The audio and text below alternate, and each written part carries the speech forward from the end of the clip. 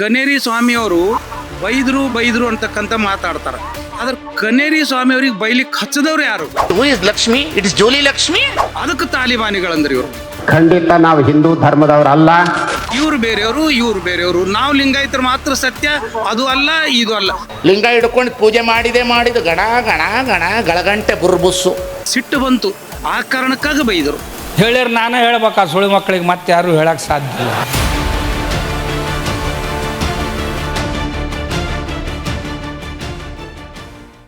ಮತ್ತು ವೇದಿಕೆ ಮೇಲೆ ನೋಡಿದಾಗ ಏನು 300-400 ವೇದಿಕೆ ಮೇಲೆ ಕುರ್ಚಿಗಳಿದ್ದು ಇಷ್ಟು ಸ್ವಾಮಿಗಳು ಬರ್ತಾರ ಅಂತ ಆಶ್ಚರ್ಯ ಅನಿಸಿತ್ತು. ಅದು ಪೂರ್ಣ ತುಂಬ ಹೋಯಿತು. ಹಾಗಾಗಿ 100ಕ್ಕೆ 200% ಯಶಸ್ವಿ ಮತ್ತು ಶಾಂತಿಯುತವಾದಂಥ ಯಶಸ್ವಿ.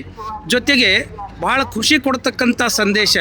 ಹಿಂದೆ ಸ್ವತಂತ್ರ ಕಾಲದಲ್ಲಿ ಒಂದಿತ್ತು, ಒಬ್ಬ ಹೋರಾಟಗಾರನ ನೀವು ನಿಲ್ಲಿಸಿದರೆ 100 ಹೋರಾಟಗಾರ ಹುಟ್ಟುತ್ತಾರೆ ಅಂತಕ್ಕಂಥದ್ದು ಏನಿತ್ತಲ್ಲ, ಇಲ್ಲಿ ಕನೇರಿ ಶ್ರೀಗಳನ್ನು ಏನು ಇವತ್ತು ಮಾತಾಡಬಾರ್ದು ಅಂತ ಕೋರ್ಟಿನ ಒಂದು ಏನು ಆದೇಶ ಇತ್ತಲ್ಲ, ಇಲ್ಲಿ ಕನೇರಿ 100 ಜನ ಕನೇರಿ ಹುಟ್ಕೊಂಡಿದ್ರು. ಅಂದರೆ ಯಾರು ಸುಮ್ಮನೆ ಇರ್ತಿದ್ರು ಸ್ವಾಮೀಜಿ ಅವರೆಲ್ಲ. ನಮ್ಗೆ ಆಶ್ಚರ್ಯ ಅನಿಸಿದ್ದು ಇವರು ಇಷ್ಟು ಅದ್ಭುತ ಮಾತಾಡಿದ್ರಲ್ಲ ಅಂತ. ಆ ಮಾತುಗಳದೊಳಗೆ ಖುಷಿ ಕೊಡ್ತಕ್ಕಂಥದ್ದು, ಆವೇಶ ಆಕ್ರೋಶ ಇದ್ರೂ ಕೂಡ ಎಲ್ಲೂ ಅವಾಚ್ಯ ಪದಗಳಿರಲಿಲ್ಲ. ಆದರೆ ಜನರಿಗೆ ತಲುಪ್ತಕ್ಕಂಥ ಭಾಷೆಗಳು ಒಬ್ಬರಿಗಿಂತಲೂ ಒಬ್ಬರು ಚೆನ್ನಾಗಿ ಮಾತಾಡಿದರು. ಹಿಂದೂ ನಾವೆಲ್ಲರೂ ಒಂದು ಅನ್ನುವಂತ ಸಮಾವೇಶ ಇವತ್ತು ಬಸವ ಕಲ್ಯಾಣದಲ್ಲಿ ನಡೀತಾ ಇದೆ. ಇವನಾರವ್ ನೆನ್ ಜನಿಸೋದರಯ್ಯ, ಇವ ನಮ್ಮವ ನೆನ್ ಜನಿಸಯ್ಯ. ಇಷ್ಟು ವಿಶಾಲವಾಗಿ ಬಸವಣ್ಣ ಹೇಳ್ಯಾರ. ಯಾಕೆ ಈ ಜಗಳ ಮಾಡ್ತೀರಿ? ಅವರು ನಾವು, ಇವರು ನಾವು, ಅವರು. ಲಿಂಗಾಯತರದಾಗ ಇಷ್ಟು ಭೇದ. ಏನು ನಮ್ಮ ದೇವಾನು ದೇವತೆಗಳನ್ನ ಭಾಳ ಪುಂಗಾನುಪುಂಗವಾಗಿ ಬೈಲಿಕ್ಕೆ ಶುರು ಮಾಡಿದಿರಲ್ಲ, ನಮಗೂ ಭಾಳ ಅನ್ಸಕತ್ತಿತ್ತು ಇವ್ರಿಗೆ ಮುಗ್ದಾಣಿ ಯಾರು ಹಾಕ್ತಾರ ಅಂತ ತಿಳ್ಕೊಂಡು ನಾವು ವಿಚಾರ ಮಾಡಾಕತ್ತಿದ್ವಿ ಭಾಳ. ಆ ಸಮಯದೊಳಗೆ ಕನ್ನೇರಿ ಅಪ್ಪರು ಎದ್ದು ನಿಂತ್ಕೊಂಡ್ರು, ನಮಗೆ ಓದು ಹುಸುರು ಬಂದಂಗಾಯ್ತು ನಮಗೂ. ಸ್ವಾಮಿಗಳು ಎಂದೂ ಕೂಡ ಬೈದವರಲ್ಲ. ಲೋಕ ಕಲ್ಯಾಣಕ್ಕಾಗಿ ತಾಯಿ ಒಂದು ಮಾತು ಹೇಳ್ತಾಳೆ, ನೀ ಸತ್ತರ ಹೋಗೋದಿತ್ತು ಅಂತ ಮಗನಿಗೆ ಅಂತಾಳ. ಅದ್ರ ಮಗ ಸಾಯ್ತದ ನೋಡ್ತಾಳೆ ಏನ್ ತಾಯಿ? ಮಗನ ಮೇಲೆ ಹುಚ್ಚು ಪ್ರೇಮಕ್ಕಾಗಿ ಸಿಟ್ಟಿಗೆ ಬರ್ತಾಳೆ. ಆ ಹುಚ್ಚು ಪ್ರೇಮ ಯಾರ್ದು ಅಂದ್ರೆ ಅದೃಶ್ಯ ಕಾಡಸಿದ್ದೇಶ್ವರ ಸ್ವಾಮೀಜಿಯವ್ರದ್ದು ಅಂತಕ್ಕಂಥದ್ದನ್ನ ಈ ಸಂದರ್ಭದಲ್ಲಿ ಹೇಳಿ ಮತ್ತು ಹೊಸ ಹೊಸ ಸಂದೇಶಗಳನ್ನು ಕೊಟ್ಟರು. ಜೊತೆಗೆ ಭಾವೈಕ್ಯತೆಯನ್ನು ಸಾರ್ತಕ್ಕಂಥ ಮಾತಾಡಿದರು. ಇಲ್ಲಿ ಜಾತೀಯತೆ ಬರಲಿಲ್ಲ, ಒಬ್ಬರನ್ನು ಬೇಯ್ತಕ್ಕಂಥದ್ದು ಬರಲಿಲ್ಲ.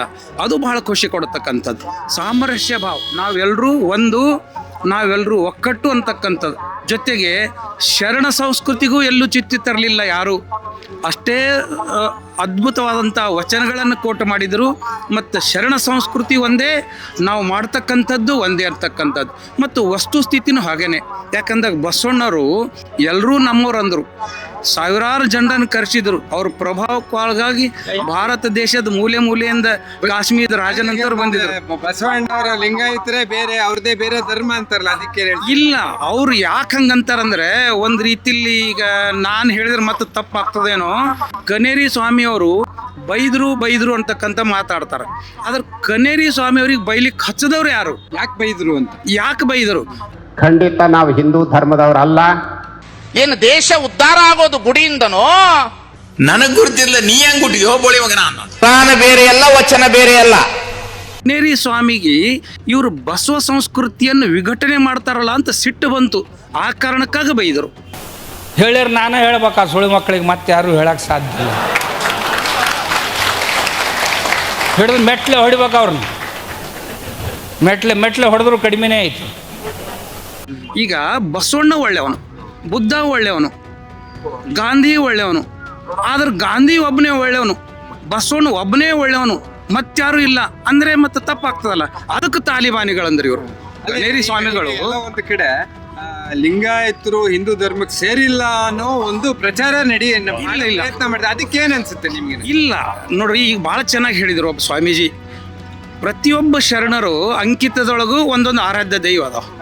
ಬಸವಣ್ಣನವರೇ ಕೂಡಲ ಸಂಗಮ ದೇವ ಅಂದ್ರ. ಮತ್ತು ಕೂಡಲ ಸಂಗಮ ದೇವ ಒಬ್ಬ ಆರಾಧ್ಯ ದೈವ ಅಲ್ಲ. ಮತ್ತು ಬಸವಣ್ಣನು ಆ ದೈವರಿ ನಂಬುದ್ರಲ್ಲ. ಅಕ್ಕಮಹಾದೇವಿ ಚೆನ್ನಮಲ್ಲಿಕಾರ್ಜುನ ಅಂದರು.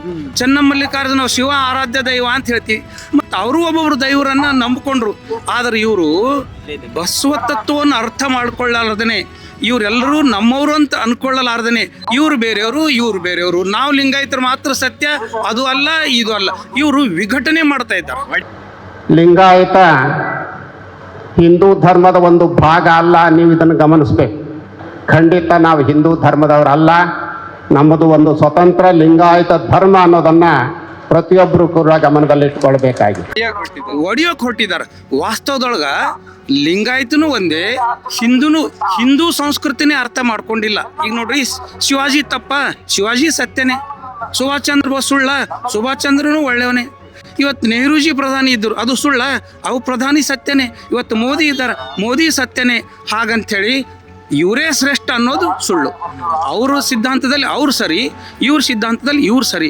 ಹಾಗೆ ವಚನ ಸಾಹಿತ್ಯದೊಳಗೆ ಎಲ್ಲವನ್ನೂ ತೆಗೆದುಕೊಂಡು ಹೋಗ್ಬೇಕಂತಕ್ಕಂಥದ್ದೇ ಭಾವನೆ ಇತ್ತು. ಅದನ್ನು ಸೀಮಿತಗೊಳಿಸ್ತಾ ಇದ್ದಾರೆ. ನಾವು ಲಿಂಗಾಯತರು ಮಾತ್ರ ಅಂತ. ನಾನು ಬಸವಾಭಿಮಾನಿನೇ. ನಮ್ಮ ಅಜ್ಜನ ಕಾಲದ ಹಿಡಿದು ನಾವು ಲಿಂಗ ಪೂಜೆ ಮಾಡ್ತೇವೆ. ಇವತ್ತಿಗೂ ಲಿಂಗ ಪೂಜೆ ಆಗ್ಲಾರ್ದೇನೆ, ವಿಭೂತಿ ಹಚ್ಚಲಾರ್ದೇನೆ, ಪ್ರಸಾದ ಸ್ವೀಕಾರ ಮಾಡಲ್ಲ, ನೀರು ಸಹಿತ ಕುಡಿತೀರಿ ನಮ್ಮ ಅಜ್ಜ ನಮ್ಮ ತಂದೆಯವ್ರು.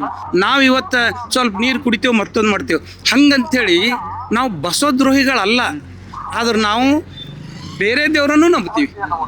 ವಚನಕಾರರು ಎಲ್ಲರೂ ನಂಬಿದ್ದಾರೆ. ಎಷ್ಟು ವಚನಕಾರರಿದ್ದಾರೋ ಅಷ್ಟು ಅಂಕಿತಗಳಿದ್ದಾವೆ, ಅಷ್ಟು ದೈವ ಭಕ್ತಿ ಇತ್ತು. ಆದ್ರೆ ಕೊನೆಗೇನಿತ್ತು ಅವ್ರದ್ದು? ಏಕದೇವೋಪಾಸನೆ. ಎಲ್ಲರೂ ಶಿವಶರಣರಾಗಬೇಕು, ಶಿವಭಕ್ತರಾಗಬೇಕು. ಆ ಶಿವ ಅಂತಕ್ಕಂಥ ಕಲ್ಪನೆ ಅವರಲ್ಲೂ ಇತ್ತು, ನಮ್ಮಲ್ಲೂ ಇದೆ. ಆದ್ರೆ ಆ ಶಿವ ಅನ್ನೋದು ಏನು ಅನ್ನೋದು ಅವ್ರು ಅರ್ಥ ಮಾಡ್ಕೊಂಡಿಲ್ಲ. ಶಿವ ಅನ್ನೋದು ನಿಷ್ಕಲ್ಮಶ ಭಾವ. ಶಿವನೇ ಬಸವ, ಬಸವ ಶಿವನೇ ಅಂತ ಹಾಡ್ತಾರೆ. ಮತ್ತು ಶಿವ ಹೆಂಗೆ ಬಸವ ಆಗ್ತಾನೆ, ಬಸವ ಹೆಂಗೆ ಶಿವ ಆಗ್ತಾನೆ ಅಂದ್ರೆ, ಎರಡರಲ್ಲೂ ಏನಿದೆ ಅಂದ್ರೆ ಆ ಒಂದು ಜನಪದ ಮಾತಿದೆ. ಶಿವ ಎಂದರ ಸಿಡಿಲೆಲ್ಲ ಬಯಲಾಗಿ, ಕಲ್ಲು ಬಂದರಗಾಗಿ ಕಡೆಗಾಗಿ ಅಂತಕ್ಕಂಥ ಮಾತಿದೆ. ಅಂದ್ರೆ ಆ ಶಿವ ತತ್ವದೊಳಗೆ ನಾವು ಇದ್ದಾಗ ನಮ್ಗೆ ಯಾವ ತೊಂದರೆಗಳು ಬರಲ್ಲ, ನಾವು ಸನ್ಮಾರ್ಗದಲ್ಲಿ ನಡಿತೀವಿ ಅಂತಕ್ಕಂಥದ್ದು. ಆ ಶಿವತತ್ವನೇ ಶರಣರದು, ಹಿಂದೂಗಳದು, ಎಲ್ಲರದು. ಇವತ್ತು ಶಿವಾಜಿ ಮಾಡಿದ್ದು ಅದೇ, ಇವತ್ತು ಸ್ವಾತಂತ್ರ್ಯ ಹೋರಾಟ ಮಾಡಿದ್ದು ಅದೇ, ಇವತ್ತು ಅಂಬೇಡ್ಕರ್ ಮಾಡಿದ್ದು ಅದೇ. ಆದ್ರೆ ದಾರಿ ವಿಭಿನ್ನಗಳಾದವು. ಹಾಗಾಗಿ ಎಲ್ಲರೂ ಕನ್ಫ್ಯೂಸ್ನಲ್ಲಿ ಇರ್ತಾರೆ. ವಾಸ್ತವದೊಳಗೆ ನಾವೆಲ್ಲರೂ ಒಂದು.